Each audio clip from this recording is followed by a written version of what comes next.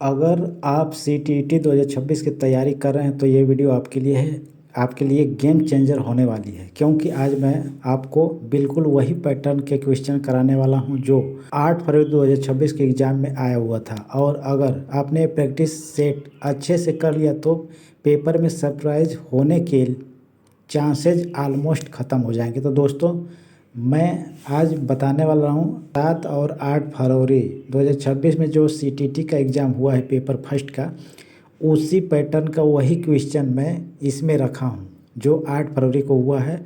और अगला वीडियो जो मेरा आएगा दोस्तों, वो इसी पैटर्न पे वीडियो आएगा। और वीडियो ज़रूर देखना जिससे कि अच्छा नंबर आ जाएगा। और मेरी मेहनत को समझना, मैं क्यों इतना मेहनत कर रहा हूँ। थोड़ा सा सपोर्ट दोस्तों कर देना, मेरे भी वीडियो चल जाए, बस इतना ही मैं चाहूँगा। तो स्टार्ट करता हूँ मैं क्वेश्चन नंबर 1 से। इसको देखना कि कैसे पूछ रहा है। क्वेश्चन नंबर 1 है, निम्न में से अर्थपूर्ण अधिगम सुनिश्चित करने के लिए क्या महत्वपूर्ण है? भावनात्मक समर्थन की व्यवस्था, प्रतिस्पर्धा और प्रतिद्वंदिता का वातावरण, करने और प्रयोग करने के अवसर, मानकीकृत। तो कौन इसमें सही है? 1 और 2, 1 और 3, 2, 3 और 4 या फिर 3 और 5? कौन ऑप्शन सही है दोस्तों? इसमें सही ऑप्शन कौन है? तो इसमें सही ऑप्शन हो जाएगा 1 और 3। 1 और 3 सही है। भावनात्मक समर्थन की व्यवस्था होती है और करने और प्रयोग करने के अवसर होता है।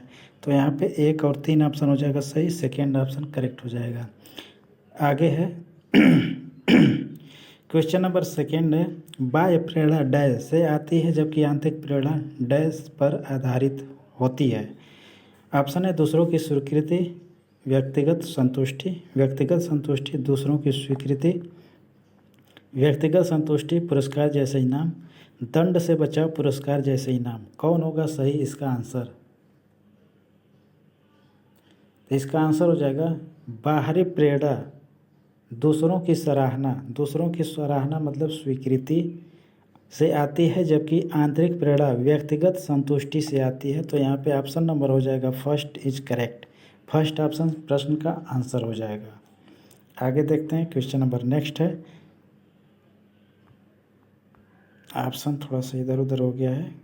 इसमें पूछा जा रहा है कि जीन पियाजे के विकास के सिद्धांत के अनुसार बच्चे संवेदी गत्यात्मक अवस्था के अंत तक डैश विकसित कर लेते हैं। सांकेतिक चिंतन, संरक्षण, काल्पनिक तर्क, वस्तु स्थायित्व।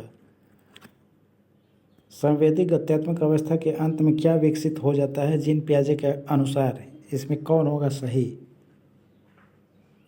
प्रश्न का आंसर हो जाएगा वस्तु स्थायित्व, object permanence. Fourth option correct है। क्वेश्चन नंबर 4 में कहा जा रहा है कि निपुणता उन्मुखता वाले छात्र, ऑप्शन है भय और शर्म से प्रेरित मध्यम लक्ष्य निर्धारित करते हैं, यथार्थवादी अधिगम लक्ष्य निर्धारित करते हैं, दूसरों को प्रभावित करने के लिए उच्च लक्ष्य निर्धारित करते हैं, असफलता से बचने के लिए निम्न लक्ष्य निर्धारित करते हैं। ऑप्शन कौन होगा सही? इसका आंसर हो जाएगा ऑप्शन नंबर सेकेंड, निपुणता उन्मुख वाले छात्र की बात हो रही है तो यथार्थवादी अधिगम लक्ष्य निर्धारित करते हैं। ये सेकेंड ऑप्शन यहाँ पे सही हो जाएगा। क्वेश्चन नंबर 5 में कहा जा रहा है कि निम्नलिखित में से समाज में प्रचलित जेंडर रूढ़िवादिता के प्रभाव को बच्चों के बीच कम करने का एक प्रभावी तरीका कौन सा है?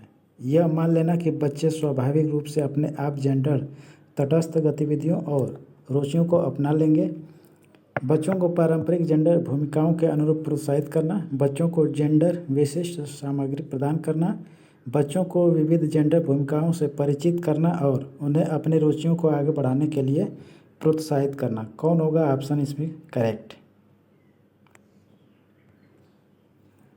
आंसर हो जाएगा यहाँ पे 4 ऑप्शन सही, बच्चों को विविध जेंडर भूमिकाओं से परिचित कराना, उन्हें अपनी रुचियों को आगे बढ़ाने के लिए प्रोत्साहित करना। तो दोस्तों, ये मैं जो बता रहा हूँ इसी प्रकार का, इसी पैटर्न पे मैं आगे से वीडियो देने वाला हूँ। वीडियो को ज़रूर देखना। यहाँ पे सर्च कर लेना, मेरा प्लेलिस्ट सर्च कर लेना, खोज लेना प्लेलिस्ट में सभी प्रकार के मैं, लेकिन प्लेलिस्ट अगर बढ़िया से पढ़ लिए तो आसानी से अच्छा तैयारी हो सकती है।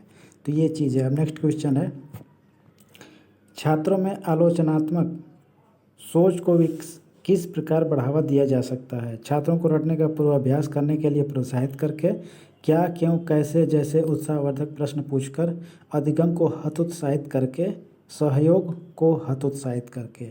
तो इसमें कौन होगा ऑप्शन सही? आलोचनात्मक सोच की बात हो रही है तो सब यहाँ पे कोई भी हतोत्साहित करने वाली बात नहीं होगी। जब भी होगी प्रोत्साहित करने वाली बात। प्रोत्साहित यहाँ पे तो है लेकिन रटने पर बल दिया जा रहा है, तो ये गलत हो जाएगा। यहाँ पे क्या, क्यों, कैसे जैसे उत्साहवर्धक प्रश्न पूछकर ऐसा किया जाएगा। तो ये आंसर सही हो जा रहा है और ये सही आंसर था। नेक्स्ट है क्वेश्चन नंबर 7। क्या आपके माता पिता की अनुपस्थिति में फ्रीजर से चॉकलेट चुराना ठीक है? इस सवाल के जवाब में 4 वर्ष की मीरा ने उत्तर दिया, ऐसा करना गलत होगा क्योंकि ऐसा करने से मुझे माता पिता से सज़ा मिल सकती है। मीरा का नैतिक तर्क कोलबर्ग के नैतिक विकास के सिद्धांत की किस अवस्था को दर्शा रहा है? पूर्व परंपरागत, परंपरागत, औपचारिक परंपरागत, उत्तर परंपरागत। कौन होगा सही? यहाँ पे कोलबर्ग की बात हो रही है तो औपचारिक परंपरागत तो इसमें है ही नहीं। तो इसमें 3 ऑप्शन में से कौन सही होगा? तो यहाँ पे पूर्व परंपरागत की बात हो रही है तो पूर्व परंपरागत ये बात सही होगी। यहाँ पे दंड से बच्चा बचने का कार्य करेगा तो ऐसा मिस्टेक नहीं करेगा। नेक्स्ट क्वेश्चन है कि लेव वाइगोस्की के अनुसार आंतरिक वाक्य क्या है? जन्म से लेकर 3 वर्ष की आयु तक होता है, तर्क करने और विचारों को व्यवस्थित करने में मदद करता है, बच्चे के संज्ञानात्मक विकास में बाधा डालता है। और यहाँ से चौथा ऑप्शन है बच्चों में संज्ञानात्मक अपरिपक्वता का एक लक्षण है। कौन होगा इसमें सही आंसर?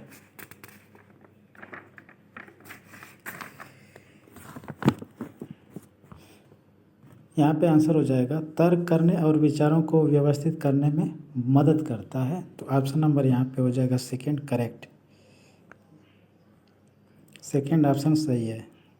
नेक्स्ट है विकास का शीर्षाधोमुखी सेफेलोकाउडल सिद्धांत विकास के डैश के बारे में बताता है। किसके बारे में बताता है? व्यवस्थित क्रम, असतत स्वरूप, रैखिक स्वरूप, एकाधिक आयाम। सेफेलोकाउडल जो लिखा है शीर्षाभिमुख मतलब सिर से पैर की ओर का विकास इसका होता है। आंसर इसका क्या होगा? आंसर इसका हो जाएगा व्यवस्थित क्रम। फर्स्ट ऑप्शन सही है। इसमें बताया जा रहा है डैश है विकास के उस समय को संदर्भित करता है जब कोई व्यक्ति एक नया कौशल या क्षमता प्राप्त करने के लिए सबसे अधिक तैयार होता है और बाद में जीवन में इसके नुकसान की भरपाई करना मुश्किल है। कौन होगा ऑप्शन सही इसमें? समीपस्थ विकास का क्षेत्र, विकासात्मक प्रतिमान, विकासात्मक कार्य, संवेदनशील अवधि। तो यहाँ पे संवेदनशील अवधि की बात हो रही है तो 4 ऑप्शन सही हो जाएगा।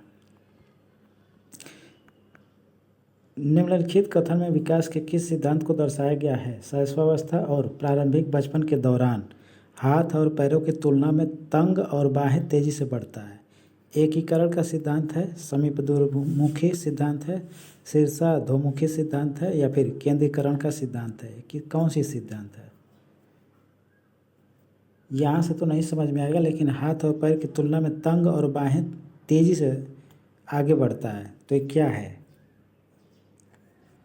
तो ये समीप दूरमुखी सिद्धांत है। सेकेंड ऑप्शन प्रश्न का आंसर हो जाएगा।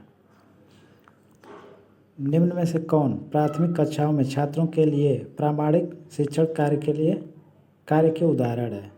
परिभाषाओं का एक वर्ग को याद कर रखना, पाठ्यपुस्तक से तथ्यात्मक जानकारी को याद करना, मित्रों की नोटबुक से उत्तर कॉपी करना, अवधारणा को दैनिक जीवन में लागू करना।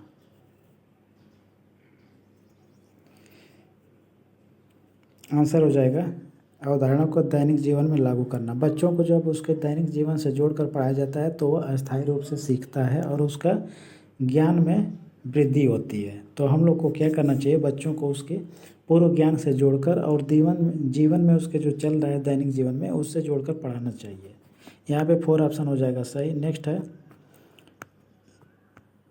निम्नलिखित में से कौन सा कौशल पारस्परिक शिक्षण की प्रक्रिया में सक्रिय रूप से नहीं किया जाता है? सवाल पूछना, स्पष्टीकरण करना, रटना, पूर्वानुमान लगाना। पारस्परिक शिक्षण की प्रक्रिया में सक्रिय रूप से नहीं किया जाता है वो कौन है इसमें से? तो रटने वाला कार्य नहीं किया जाता है, रटने से कुछ होता ही नहीं है। समावेशी कक्षाओं में पाठ्यक्रम डैश होना चाहिए और निर्देश डैश क्या होना चाहिए? मानकीकृत, विभेदित, लचीला, विभेदित, मानकीकृत, एक समान, लचीला, एक समान।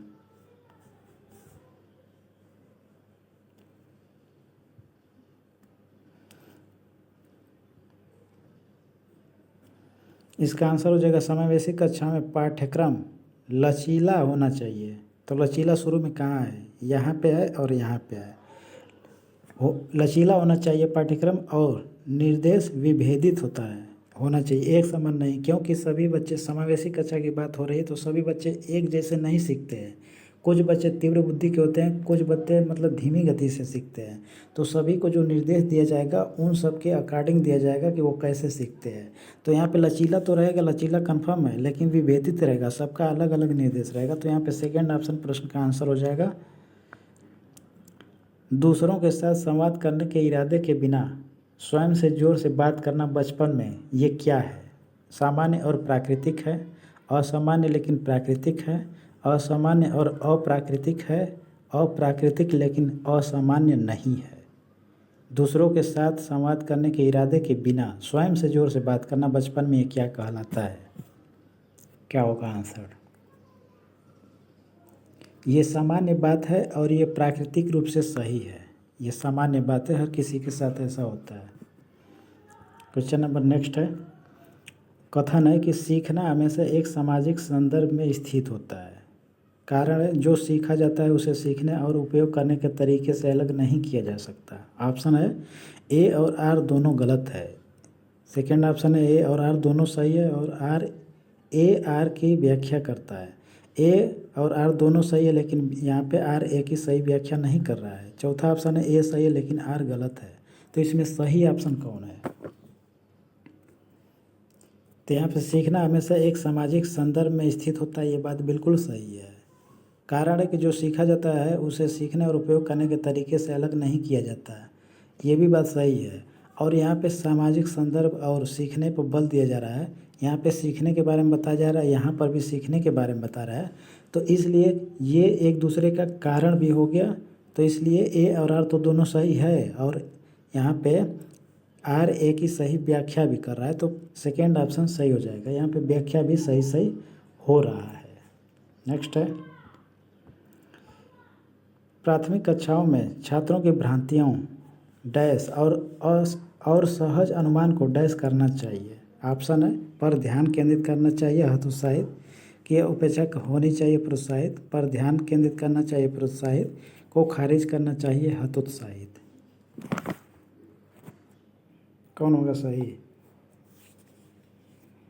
प्राथमिक कक्षाओं के छात्रों की भ्रांतियों को क्या करना चाहिए? यहाँ पर ध्यान केंद्रित करना चाहिए। इस पर छात्रों की भ्रांतियों पर ध्यान केंद्रित करना चाहिए और सहज अनुमान को भी प्रोत्साहित करना चाहिए। तो यहाँ पे थर्ड ऑप्शन सही हो जाएगा।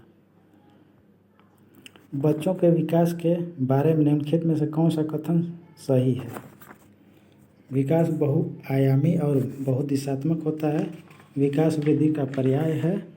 विकास एक सरल और एकात्मक प्रक्रिया है। विकास बिना किसी पैटर्न के अनियमित तौर पर प्रकट होता है। क्या होगा सही इसका आंसर? आसान क्वेश्चन है पर इम्पोर्टेंट भी है। क्या होगा सही आंसर इसका? विकास जो होता है ये बहुआयामी और बहुदिशात्मक होता है। विकास कई तरह से होता है और कई दिशाओं में होता है, इसलिए यहाँ पे फर्स्ट ऑप्शन सही हो जाएगा। निम्नलिखित में से कौन सा एक ऐसा प्रश्न का उदाहरण है जिसमें छात्रों को रचनात्मक समाधान खोजने की आवश्यकता होती है? यहाँ पे ऑप्शन नंबर फर्स्ट दिया है, आप किसी व्यक्ति के बजाय किसी वस्तु के परिप्रेक्ष्य से दिए गए पाठ को फिर से कैसे लिखेंगे?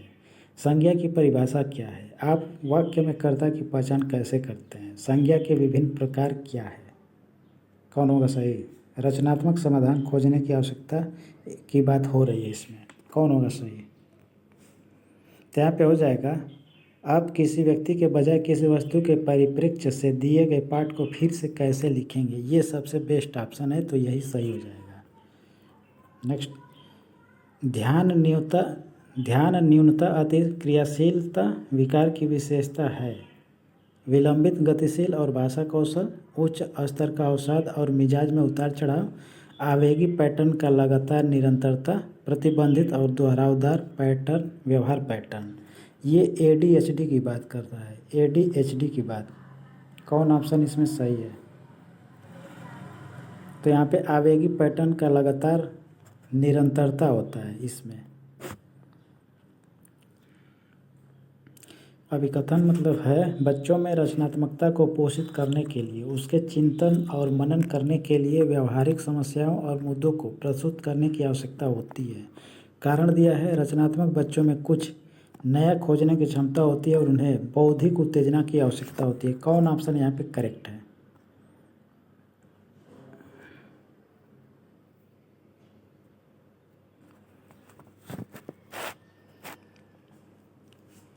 यहाँ पे बच्चों में रचनात्मकता को पोषित करने के लिए, उसके चिंतन और मनन करने के लिए व्यावहारिक समस्याओं और मुद्दों को प्रस्तुत करने की आवश्यकता है। ये बिल्कुल सही है।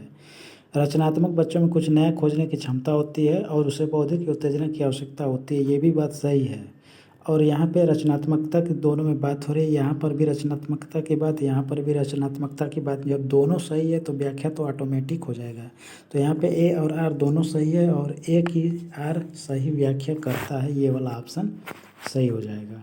नेक्स्ट है, निम्नलिखित में से कौन प्रभावी समस्या समाधान की प्रक्रिया में बाधा डालता है? सादृश्य सोच, अनुक्रिया समुच्चय, अवधारणा मानचित्रण, बुद्धि मंथन।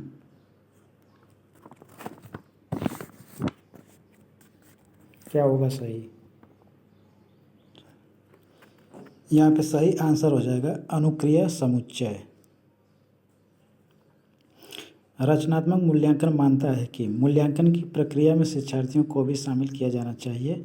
सीखने के लिए प्रतियोगिता आवश्यक है। केवल मात्रात्मक मानदंड सही प्रतिपुष्टि देता है। गुणात्मक मानदंड पक्षपाती और व्यक्तिपरक है। कौन ऑप्शन होगा सही?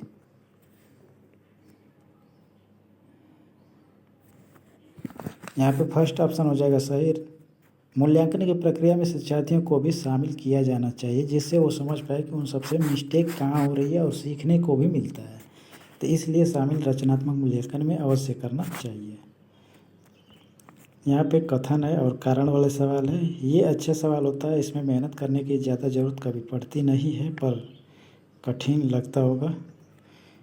कथन है, एक प्रभावी शैक्षणिक रणनीति यह है कि बच्चों को नई जानकारी को जो वे पहले से जानते हैं के साथ जोड़ने के लिए कहा जाए। कारण है, समानताओं और भिन्नताओं की पहचान करने से बच्चों की जानकारी संगठित करने में मदद मिल सकती है, जो उसे सोचने के साथ साथ बेहतर याद करने में भी मदद करती है। कौन होगा ऑप्शन सही?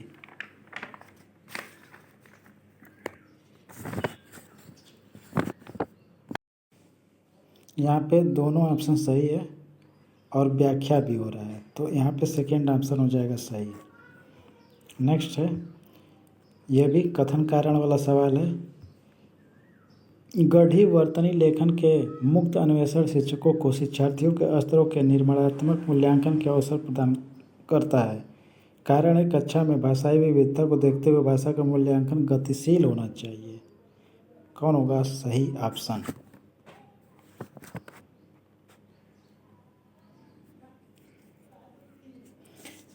यहाँ पर दोनों सही है, पर यह व्याख्या नहीं कर रहा है, क्योंकि अन्वेषण शिक्षकों की बात और गढ़ वर्तनी की बात हो रही है।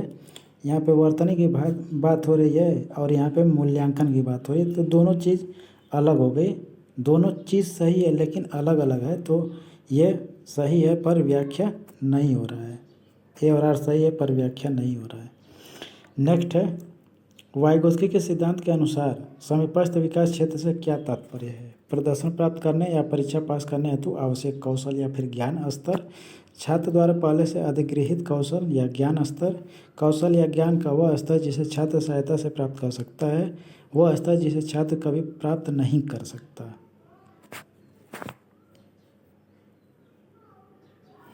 इसमें एक ऑप्शन सही हो जाएगा, कौशल या ज्ञान का वह स्तर जिसे छात्र सहायता से प्राप्त करता है। समीपस्थ का मतलब ZPD का बात हो रहा है। तो उसमें सहायता दी जाती है। तो यहाँ पे ये ऑप्शन सही हो जाएगा। कथन कारण के फिर से सवाल है, शिक्षकों को कक्षा में बच्चों को संकेत और आदर्श उपलब्ध कराने चाहिए। ये कथन था। अब कारण है, जीन पियाजे ने इस बात पर जोर दिया है कि अधिक जानकार लोग सामाजिक अंतःक्रिया के माध्यम से बच्चों के संज्ञानात्मक कौशल को आगे बढ़ाने में महत्वपूर्ण भूमिका निभाते हैं। ऑप्शन सामने है। तो इसमें जो है, शिक्षकों को कक्षा के बच्चों को संकेत और आदर्श उपलब्ध कराने चाहिए, बात बिल्कुल सही है। जीन पियाजे ने इस बात पर जोर दिया है कि अधिक जानकार लोग, ये जीन पियाजे की बात नहीं, ये सामाजिक अंतःक्रिया किसकी बात करते हैं, वाइगोत्स्की के द्वारा दिया गया है, वाइगोत्स्की। तो इसलिए ये वाली बात गलत हो जा रही है। तो ये सेकेंड वाला गलत है। एक ए सही है लेकिन आर गलत है। तो यहाँ पे 4 ऑप्शन हो जाएगा सही। पियाजे के अनुसार निम्नलिखित में से कौन सा समाकलन मतलब एसिमिलेशन का उदाहरण है। बच्चा पहली बार जूते के फीते बांधना सीखता है। बच्चा परिचित वस्तु के लिए नया शब्द सीखता है। बच्चा समझता है कि कुत्ता और बिल्ली दोनों जानवर है। बच्चा अतिरिक्त पहियों के साथ साइकिल चलाना सीखता है।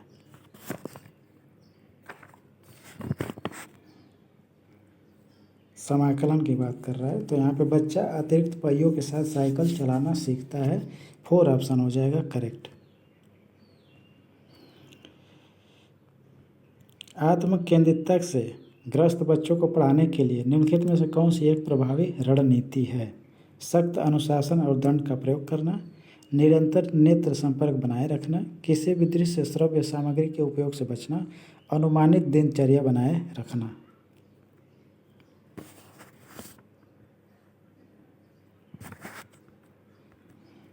इसका आंसर हो जाएगा अनुमानित दिनचर्या बनाए रखना।